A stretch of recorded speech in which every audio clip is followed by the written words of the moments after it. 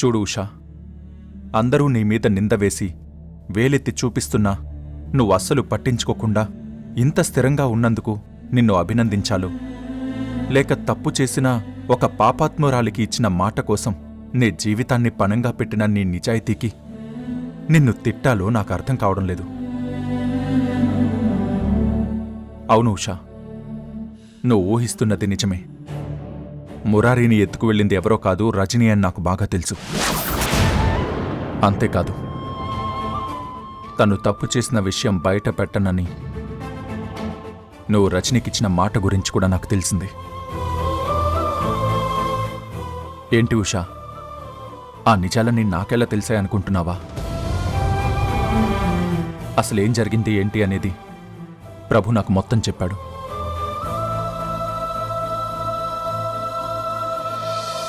ఏ nurse అయితే ఆ రోజు హాస్పిటల్లో బిడ్డను మార్చడానికి నాకు హెల్ప్ చేసిందో ఆ నర్సే తన తండ్రిని బ్రతికించుకోవడం కోసం తప్పనిసరి పరిస్థితుల్లో మురారిని కిడ్నాప్ చేసింది.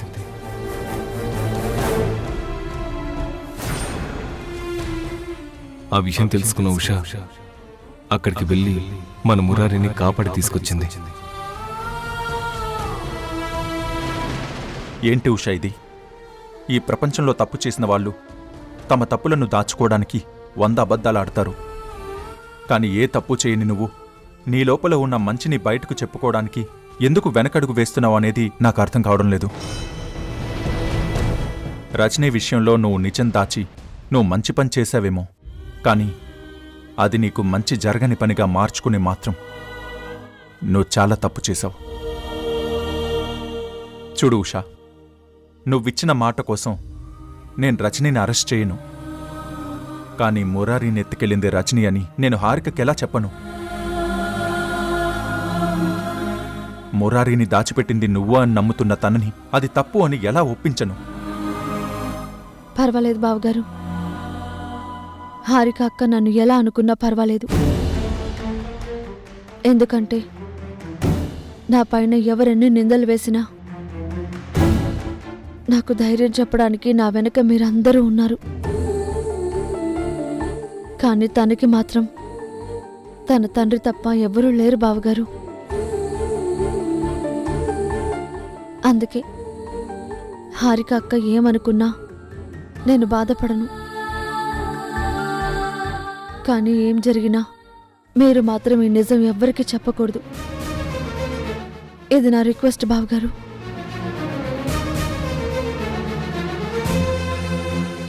అయితే హారికను నమ్మించడానికి ఏదో ఒక కథ చెప్పాలి, లేదంటే తను ఊరుకునేలా లేదు.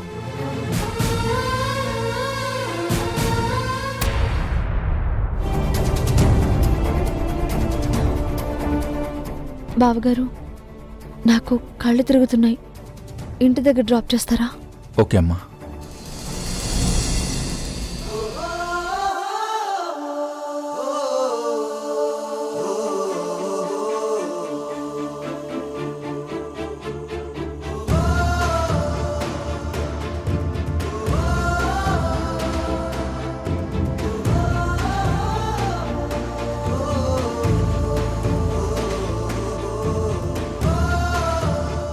భూమి ఆకాశం తలకిందులైనా సరే ఈ కిరణ్ జీవితం నుండి నువ్వు విడిపోవడం మాత్రం ఖాయం.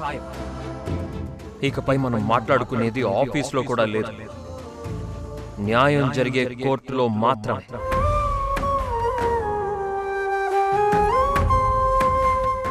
ఉషా, కారెక్కినప్పటి నుంచి నువ్వు అలా సైలెంట్గా ఉన్నావు.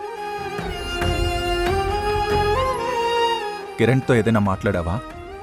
వాడేమంటున్నాడు?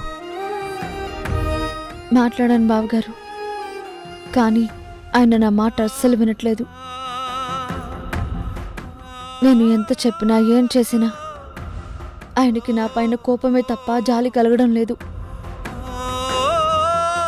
నిజం చెప్పాలి అంటే వాడి బాధలో కూడా అర్థం ఉంది. వాడి ప్లేస్లో ఎవరున్నా బహుశా అలాగే ప్రవర్తిస్తారేమో. ఇంకో ముఖ్యమైన విషయం ఉషా, అదేంటంటే నువ్వు చాలా ప్రశ్నలకి జవాబు చెప్పకుండా ఎందుకు నువ్వే ఒక ప్రశ్నగా మారిపోతున్నావు అనేది మాకు అర్థం కావడం లేదు.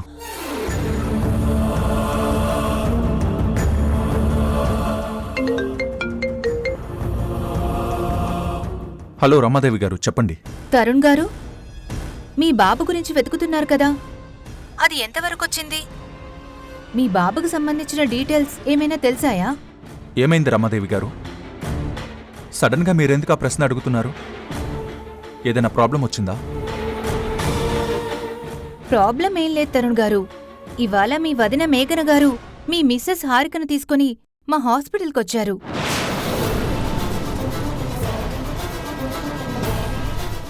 మీరు బాబును వెతుకుతున్న విషయం గురించి హారిక గారు వివరాలు చెప్పమన్నారు. దాంతో హారిక గారికి నేను పూర్తి వివరాలు చెప్పాను. దాంతో ఆవిడ ఏడుస్తూ వెళ్ళిపోయింది. ఏం మాట్లాడుతున్నారు రమాదేవి గారు? మీరు చెప్పేది నిజమా? అవును తరుణ్ గారు, హారిక గారి ఏడుపు చూసి నాకెందుకో డౌట్ వచ్చి మీకు కాల్ చేశాను. అర్థమైంది రమాదేవి గారు. ఇకపై ఈ విషయం నేను చూసుకుంటాను. ఉంటానండి. ఏమైంది బావగారు? ఎందుకు టెన్షన్ పడుతున్నారు? మురారి కనపడకపోవడంతో తనపైన డౌట్ పడ్డానని మేఘన కావాలని నాకు హారికకు మధ్య ఒక పెద్ద సమస్య తీసుకొచ్చింది. ఏం చేసింది బావగారు? మా బాబు బతికే ఉన్నాడని, నేను ఆ బాబు కోసం వెతుకుతున్నానని తెలిసేలా చేయడానికి హారికని డాక్టర్ రమాదేవి దగ్గరకు తీసుకువెళ్ళి నిజం తెలిసేలా చేసింది. ఇప్పుడెలా బావగారు? మురారి మీ అబ్బాయి అని హారిక అక్కకు తెలిస్తే? లేదు ఉషా, ఎట్టి పరిస్థితుల్లోనూ ఆ నిజం హారికకి తెలియనివ్వకూడదు. ముందు మనం ఇంటికి వెళ్ళాలి.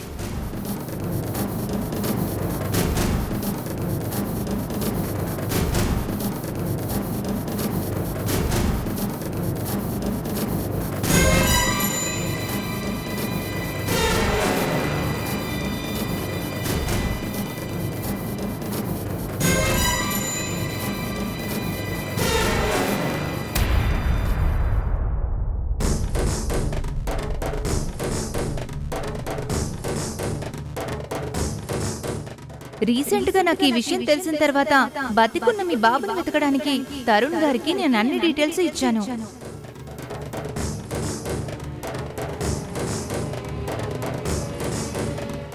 కట్టుకున్న భార్యని కంటికి రెప్పలా చూసుకునే దేవుడు అనుకున్నాను నా భర్త. కానీ అదే కళ్ళకు గంతులు కట్టి ఇంత పెద్ద నమ్మక ద్రోహం చేస్తాడని నేను కళ్ళలో కూడా ఊహించలేదక్కా. ఇన్నాళ్ళు నా బిడ్డ జ్ఞాపకాలతో నేను ప్రతి క్షణం నరకం అనుభవిస్తుంటే నా కడుపు కోతను కళ్ళారా చూస్తూ కూడా నోరు విప్పకుండా నన్ను నరకంలో వదిలేశాడు. నా కడుపున పుట్టిన బాబు బతికే ఉన్నాడని తెలిసి కూడా తరుణ్ నా నిజాన్ని దాచిపెట్టి నన్ను ఎంత మోసం చేశాడో తలుచుకుంటుంటే నా గుండె రగిలిపోతుందక్క.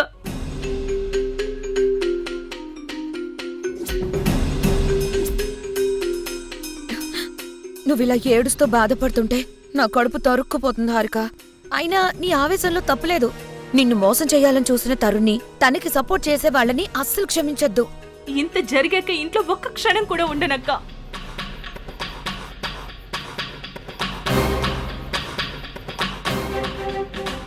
హారిక, హారిక, అమ్మా హారిక, ఏంటమ్మా ఇది? ఎందుకిలా తొందరపడుతున్నావు?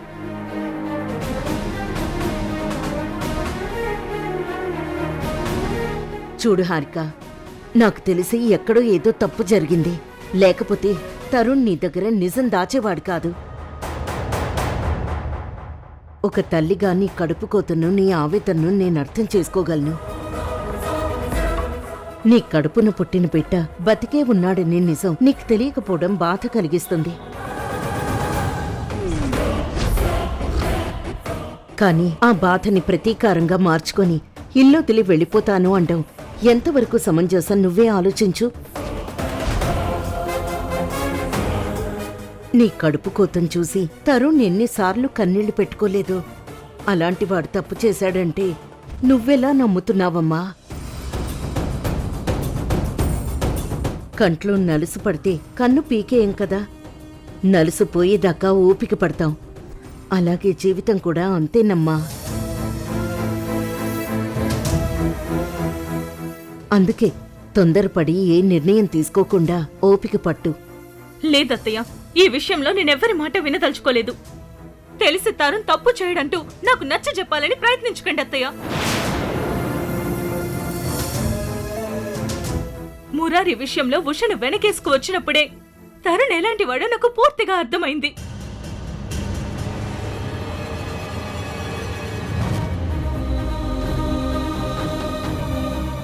చూడండి అత్తయ్య, కంట్లో నలుసు పడితే కన్ను పీకేసుకోకూడదు అన్నారు కదా. కాని కట్టుకున్న మొగుడు నా కళ్ళల్లో నలుసు కాదత్తయ్య. బాబు చనిపోయాడని అబద్ధం చెప్పి నిప్పులు పోశాడు.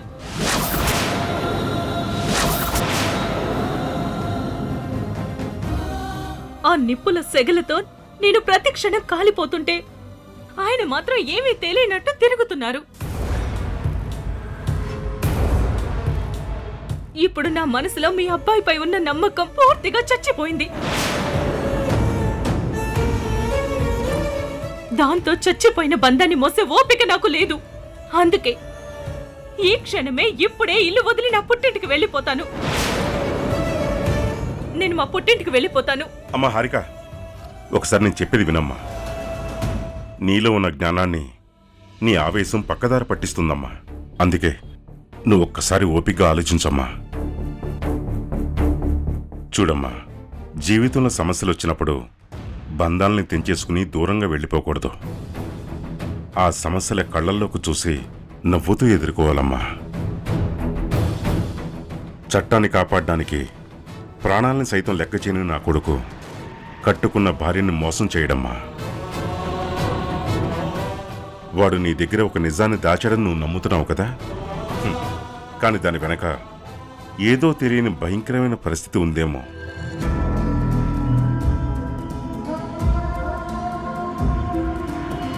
లేదా నిన్ను మానసిక నరకం నుంచి కాపాడే నిజాయితీ గల ఆలోచన ఉందేమో.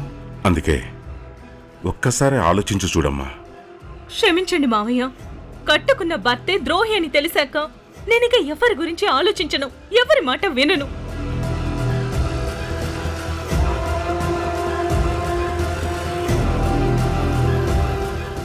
నా మనసుని, నా నమ్మకాన్ని ముక్కలు చేసిన తరుణ్ణి నేను ఎలా నమ్మాలి మావయ్య? నమ్మకం చచ్చిపోయాక నడిచే దారి అడవైన ఒకటే, శ్మశానమైన ఒకటే.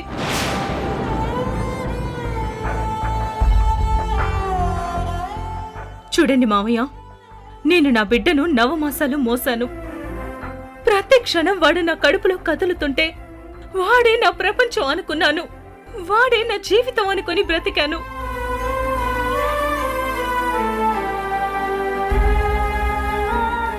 అమ్మా అని పిలిపించుకోవడం కోసం నేను తప్పించిపోయాను.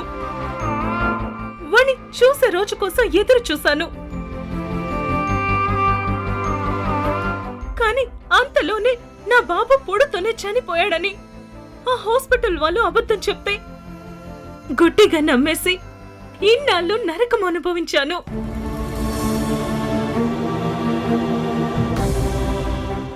కానీ ఇవాళ నిజం తెలిసాక నా మనసు 1000 ముక్కలైంది. బిడ్డలను మార్చేశారనే నిజం తెలిసిన తరుణ్ ఆ విషయాన్ని నా దగ్గర దాచాడని తెలిసాక నేను తనతో కలిసి ఎలా కాపురం చేయాలి? అందుకే నేనిప్పుడే మా పుట్టింటికి వెళ్ళిపోతాను. నన్ను వెళ్ళనివ్వండి మావయ్య. ఆగు హారిక, పారిపోతే సమస్యకి పరిష్కారం కాదు, ఎదురు తిరిగితేనే నీకు సమాధానం దొరుకుతుంది. అందుకే నువ్విక్కడుండే ఏదైనా సాధించాలి తప్ప ఎక్కడికి వెళ్ళకూడదు. హారిక, ఏం జరిగింది? నీ చేతిలో ఆ సూట్ కేసు ఏంటి? నువ్వెక్కడికి వెళ్తున్నావు? ఎక్కడికి వెళ్తున్నానా? మీరు చేసిన మోసానికి నా కన్న బిడ్డను కోల్పోయి నరకం అనుభవించిన నేను మీకు దూరంగా వెళ్ళిపోతున్నాను. ఒక్కసారి నేను చెప్పేది విను హారిక. నేను నిన్ను మోసం చేయలేదు. ఏం జరిగిందో నీకు పూర్తిగా నేను చెప్తాను. దయచేసి నన్ను నమ్ము. లేదు, నేను మిమ్మల్ని నమ్మను. నాకు మీ పైన ఉన్న నమ్మకం ఈ రోజుతో సమాధైపోయింది.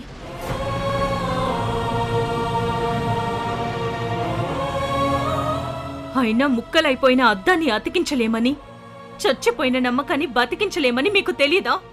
అలా కాదు హారిక, నా మాట విను. నేను చెప్పేది అర్థం చేసుకో.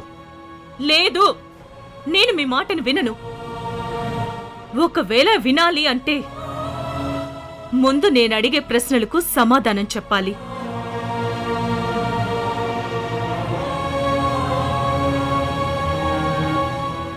ఏంటి హారిక ఆ ప్రశ్నలు?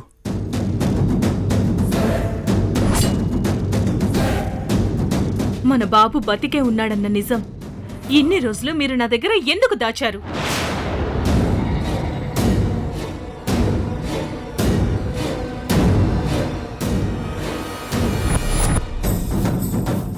నేను ప్రతిరోజు బిడ్డ జ్ఞాపకాలతో నరకం అనుభవిస్తూ ఏడుస్తూ ఉంటే అది చూసి కూడా ఆ నిజాన్ని దాచి మీరు ఏం సాధించాలనుకుంటున్నారు?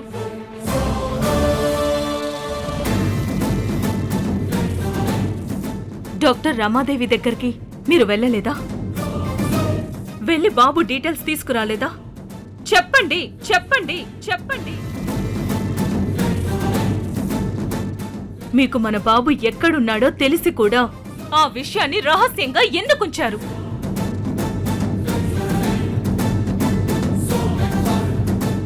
చెప్పు. బాబు బ్రతికే ఉన్నాడన్న నిజాన్ని నా దగ్గర ఎందుకు దాచారు?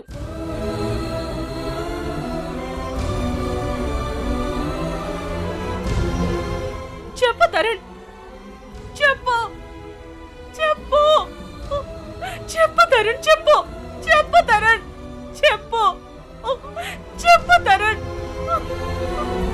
చెప్పు, చెప్పు. హారిక, హారిక హారిక హారిక, హారిక, హారిక హారిక. హారిక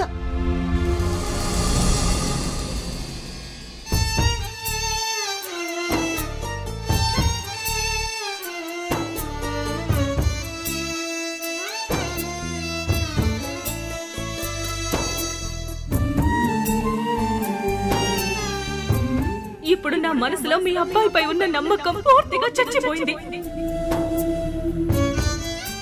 దాంతో చచ్చిపోయిన బంధాన్ని మోసే ఓపిక నాకు లేదు. అందుకే ఈ క్షణమే ఇప్పుడే ఇల్లు వదిలి నా పుట్టింటికి వెళ్ళిపోతాను.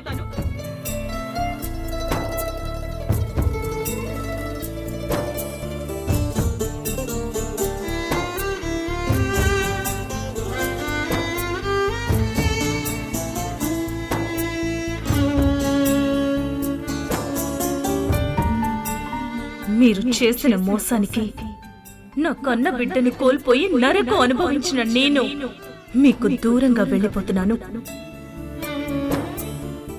డాక్టర్ రమాదేవి దగ్గరికి మీరు వెళ్ళలేదా? వెళ్ళి బాబు డీటెయిల్స్ తీసుకురాలేదా?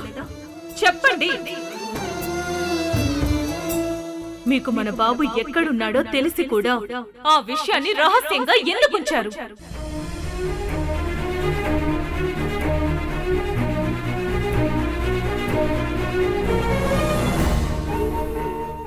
నా జీవితానికి నీకు ఉన్న సంబంధం ఏంటి? ఎలాగూ కలిసి బతకలేని మనం శాశ్వతంగా దూరం అయితే ఏమవుతుంది?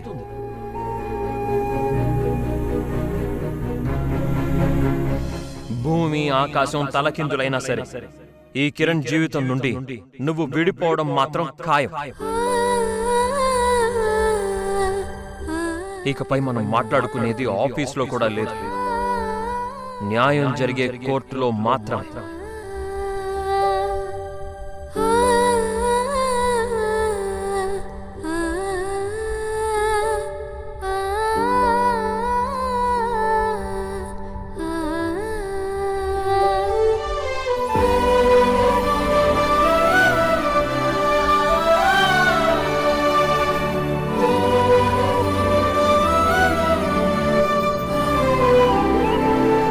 ఏం చేయాలో అర్థం కావడం లేదు హారిక.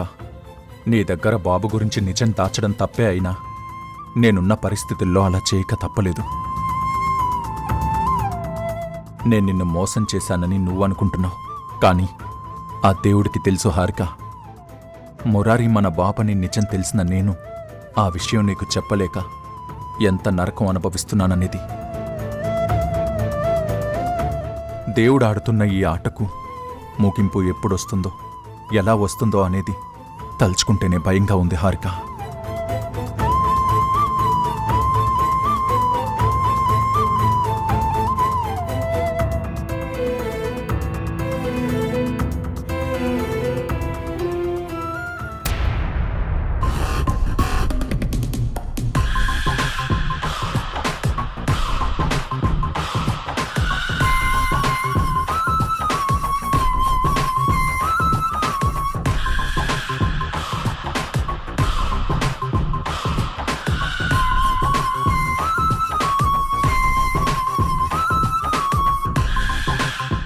ఏం జరిగింది మేఘన? ఇంట్లో వాతావరణం ఏంటి? ఏదో పెద్ద గొడవ జరిగినట్టు అంతా నిశ్శబ్దంగా ఉంది. నువ్వు ఊహించింది నిజమే సంజయ్. ఈరోజు మన ఇంట్లో ఒక పెద్ద విషయం బయటపడింది.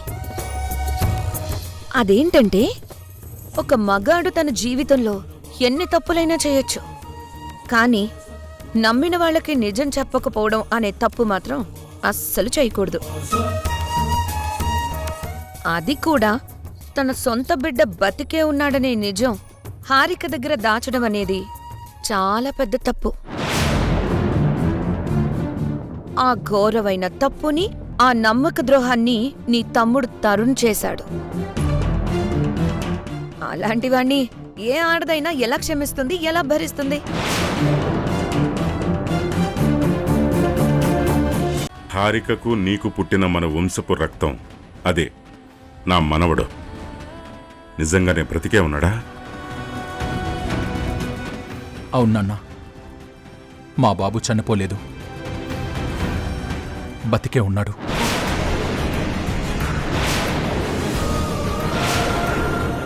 మనం పంపించిన విడాకుల నోటీస్కి మీ ఆవిడ ఉషగారి దగ్గర నుంచి జవాబు వచ్చింది.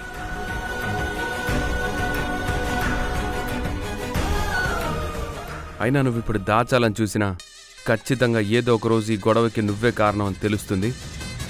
ఆ రోజు నీ అంతు చూస్తా.